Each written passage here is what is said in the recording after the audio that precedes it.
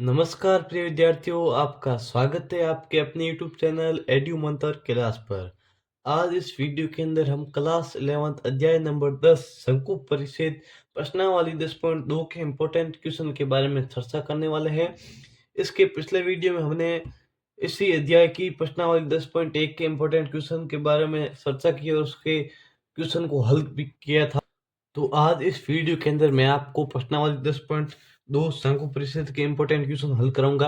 यहाँ पर आपको क्वेश्चन के आंसर पहले से लिखे हुए मिलेंगे, क्योंकि ये जो प्रश्नावली 10.2 है इसके क्वेश्चन मतलब ज़्यादा बड़े नहीं हैं। ऐसे आपको 4-5 स्टेप हर क्वेश्चन के लिखने हैं और सॉल्यूशन हो जाएगा। तो मैं बार-बार लिखूंगा, वीडियो पॉज़ करूंगा, इसमें मेरा भी काफ़ी टाइम वेस्ट होगा, आपका भी काफ़ी टाइम वेस्ट होगा। इसलिए मैं क्वेश्चन खुद वीडियो बनाने से पहले लिख के लेके आ गया हूँ। अब आपको मैं इतनी अच्छी तरह से समझाऊँगा कि आपको ज़रूर समझ में आएगा। इससे इस ये मेरा पूरा वादा है आपका। ठीक है? तो प्रश्नावली 10.2 के जो-जो क्वेश्चन इम्पोर्टेंट है वो भी आपको यहाँ पर स्क्रीन पर शो कर रहे होंगे, आप देख लीजिए। तो चलिए शुरू करते हैं। तो इसमें हमारा इम्पोर्टेंट क्वेश्चन है जो है दूसरा। इसमें आपको दे रखा है x² बराबर 6y। ठीक है? तो आपको सॉल्यूशन लगा कि जैसे मैंने किया है वैसे करना, आपका एक भी नंबर नहीं कटेगा, इसकी मैं गारंटी देता हूँ। आपको लिखना है दिए गए पहले x² बराबर 6y की तुलना x² बराबर 4y से करने पर। इतना लिखने के बाद आप यहाँ तुलना कर लीजिए तो a का मान आपका आ जाएगा, आप देख सकते हो आराम से। a का मान आने के बाद आपको जो ये लिखने हैं 4 लाइन नाभिक के निर्देशांक, आपको 0, a होते हैं तो a का मान ये है 0,3/2 हो जाएगा। परिवलय x y है, ये है तो ये y x हो जाएगा। और यहाँ पर नियता का समीकरण y बराबर -a होता है तो y बराबर a है 3/2, जिसके आगे माइनस लगा देंगे। और नाभिक लंब जीवा की लंबाई होती है 4a, a का मान 3/2, इससे ये कट जाएगा 6 आएगा। ठीक है? इस प्रकार से पहला क्वेश्चन हमारा कंप्लीट हो चुका है। अब है दूसरे क्वेश्चन की बारी। दूसरा मतलब तीसरा क्वेश्चन है।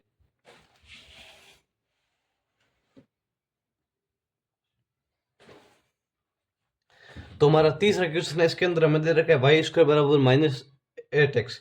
तो इसमें भी आपको सेम लाइन लिखनी है। दिए गए परवलय की तुलना y² बराबर -4x से करने पर -4a बराबर -8, a का मान हो जाएगा 2। फिर आपको नाभि है जो होती है इसके लिए अलग अलग -a, 0। तो इस देखो अभी आपको ये समझ नहीं आ रहा कि नाभि ये समीकरण कैसे यूज करना है।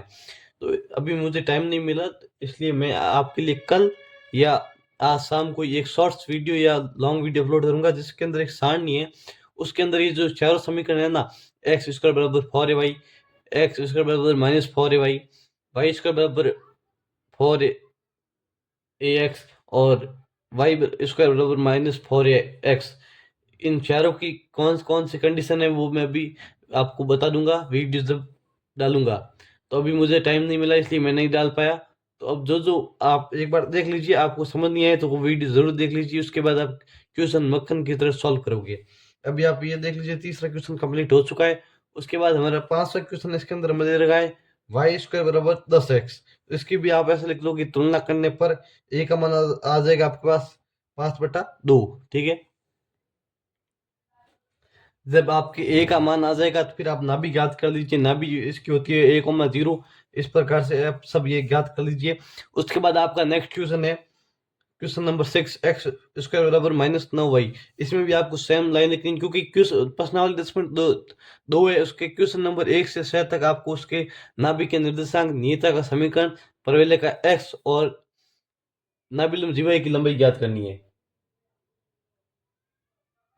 इसलिए जो ये आपको पहले क्वेश्चन नंबर 1 से 7 तक यही करना है, इसलिए मैं आपको सेम चीज रिपीट कर रहा हूँ। ठीक है? इस प्रकार आप ये क्वेश्चन सॉल्व कर दीजिए। उसके बाद जो आप अब आपके क्वेश्चन आएंगे, क्वेश्चन नंबर इस प्रश्नावली के काफी है पर इंपॉर्टेंट। इसके बाद है 8वां, 10वां और 12वां। उसके अंदर आपको अलग दे रखा है, उसके अंदर आपको नाभि और नियता दे रखी है, आपको परवलय का समीकरण ज्ञात करना है। वो भी बहुत आसान है, आप छुटकियों में कर सकते हो। तो उसके लिए आप क्वेश्चन नंबर 8 देख लीजिए पहले।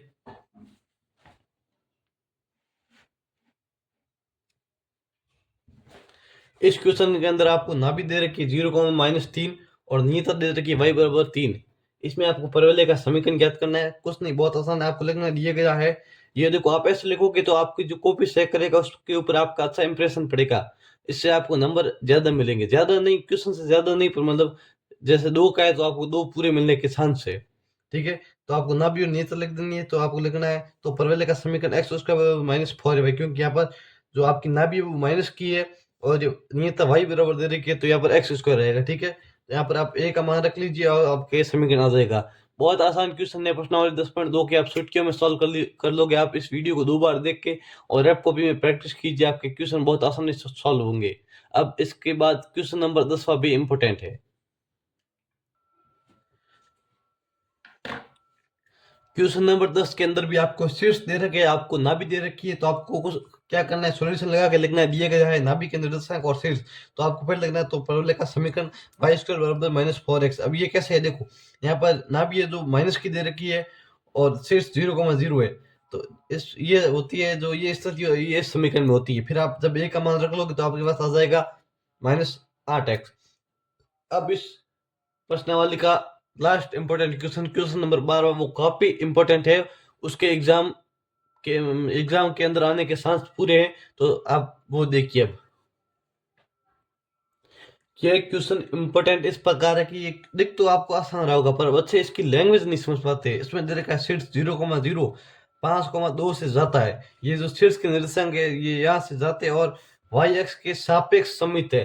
अब ये क्या कह रहा है, आप वही समझ नहीं आ रहा, तो ये इस प्रकार से आपको सबसे पहले ये बना लेना है।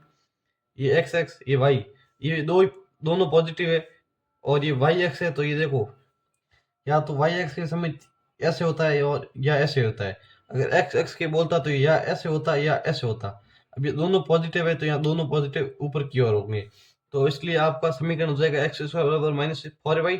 इसको समीकरण नंबर 1 दे दीजिए। फिर ये जो है ये इसके अंदर रख लीजिए, एक्स के स्थान पर 5 और वाई के स्थान पर 2 ये रखेंगे, तो आपके पास a का मान आ जाएगा 25/8। अब a का मान है वो आप वापस समीकरण 1 में रख लीजिए, तो आपके पास ये जो है ये आ जाएगा, ठीक है। ये इस क्वेश्चन का आंसर है। तो आज की वीडियो के अंदर हमने प्रश्नावली 10.2 की important question number 2, question number 3, question number 5, question number 6, question number 8, question number 10 और अंतिम क्वेश्चन नंबर 12, इन क्वेश्चन को हमने सॉल्व किया है। अगर आपको किसी भी क्वेश्चन में दिक्कत हो तो आप वीडियो के कमेंट में जरूर बताना, मैं उसके संदर्भ में आपकी सहायता जरूर करूंगा। जय हिंद, जय भारत।